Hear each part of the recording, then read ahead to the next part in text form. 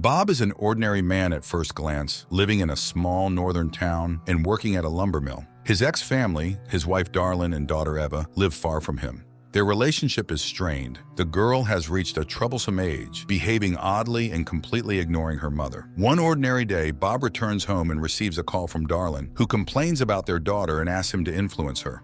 However, Bob asks to be forgotten and ends the call abruptly. Yet, he is deeply upset by Eva's behavior, and to relieve some tension, heads to a bar where he soon notices a dealer.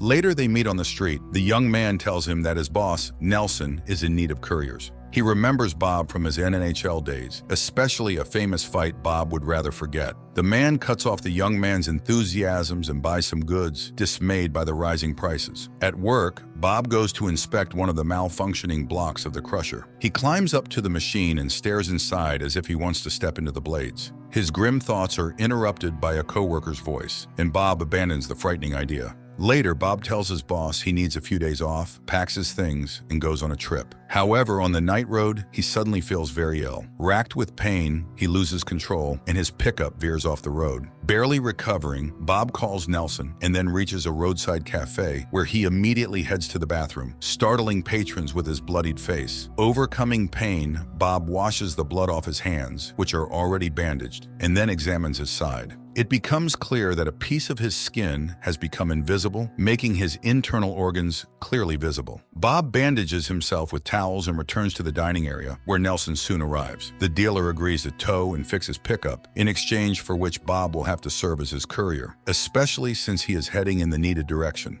Nelson admires his hockey talent and confesses he still watches his old games. He tries to offer support, but Bob cuts off his attempts to befriend him and reluctantly agrees to become a courier. Nelson brings Bob home, then heads to a dump frequented by bears.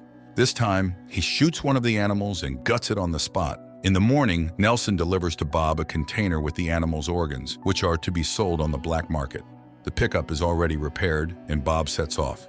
He reaches his ex-wife's house late in the evening. Darlene lets Bob inside and informs him that Eva is staying over at a friend's. In the morning, Bob prepares to meet Nelson's contact, who runs a repair shop in town. At that moment, Eva appears. She is happy to see her father, but feels hurt when he refuses to take her with him. Bob drives to the shop, where the owner's employees greet him with a search, but the owner recognizes the former hockey player. He warns that working with Nelson is dangerous and advises thinking about the future. Nevertheless, he hands over the package for the dealer, and noticing Bob's unwell appearance, he gives him a Chinese remedy he gets from a local store. Later, Bob returns home. Eva also notices that her father is feeling unwell, but he brushes it off as Rib's injured at work. Suddenly, the girl asks about the diagnosis of her grandfather, Bob's father, who had died long ago. The man explains that his father voluntarily left this life because he had some issues with his head. After the conversation, Eva runs off to her friends, but on the way she stops by a Chinese pharmacy. The seller is very welcoming and even suggests visiting a doctor who is available right there in the next room. Even when the girl refuses to buy anything, the seller gifts Eva herbal tea to improve her skin. Later, Eva meets up with her friends, who suggest going on a tour of an abandoned psychiatric hospital. Although Eva's friend doesn't want to go, Eva insists on visiting more than anyone else. They wander around the creepy rooms, scaring each other with possible ghost encounters. Eva confesses that her grandfather was once a patient there, whom she never knew as he died before she was born. She hopes to find old documents and learn his diagnosis.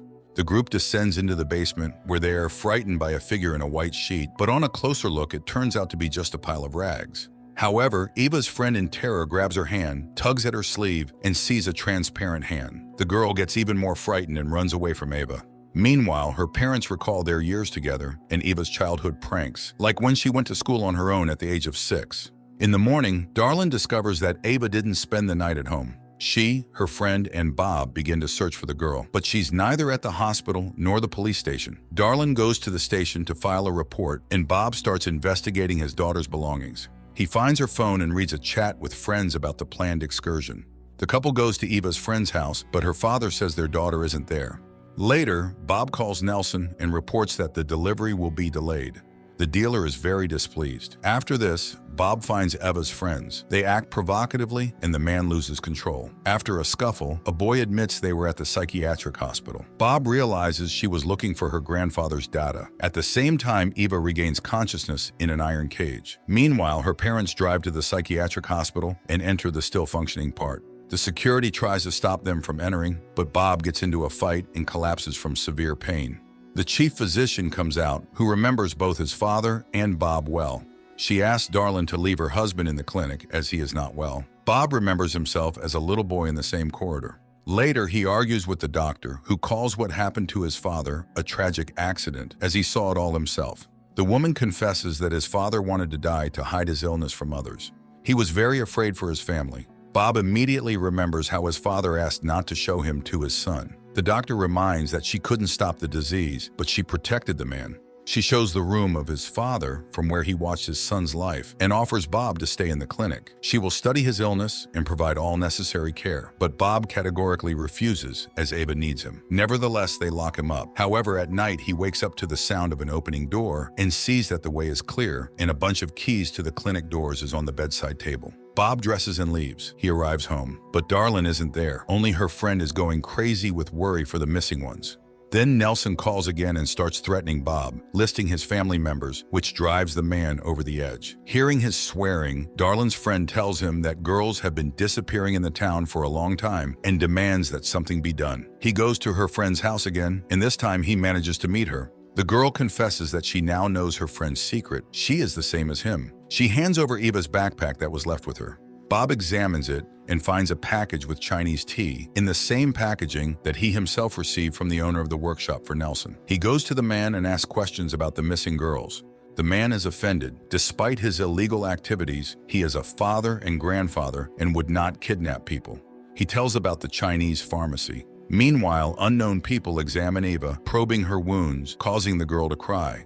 Bob finds the pharmacy and tells the seller about his missing daughter. The woman is scared, but afraid to tell the truth. Then Bob notices Eva's bicycle in the back of the shop. He removes his hood. The woman is horrified, seeing his disappearing flesh, and she realizes that the girl is just like him. She tries to protect the doctor, glancing towards his office. Realizing this, Bob rushes in that direction, stripping off his clothes along the way. He descends into the basement, finds the doctor and his assistant, and starts beating them, demanding his daughter back. Then he hears Eva's voice calling him from a cage. Seeing what her father looks like, Ava is scared, but Bob calms her down and opens the cage, but the doctor manages to wound him. Bob leaves with his daughter. As a parting gift, the seller gives him tea that will help Ava and advises them to run. Father and daughter arrive home. Darlene immediately begins to provide help. It turns out she knew the father's secret and knows what to do. She couldn't confess to her daughter because she was afraid for her. In the morning, Bob regains consciousness and tells his daughter that he had to leave because of the illness. Eva confesses that she quit sports when she started having the same issues. She thought she was alone in this, but it turns out that her father and grandfather also suffered from invisibility.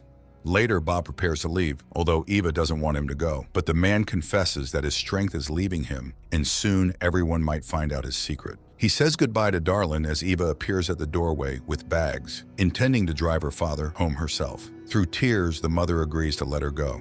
Father and daughter set off. Along the way, Eva starts asking questions. Bob admits that after what he experienced in childhood, he couldn't burden his family, so he left. The daughter promises to make up for everything they missed in their relationship.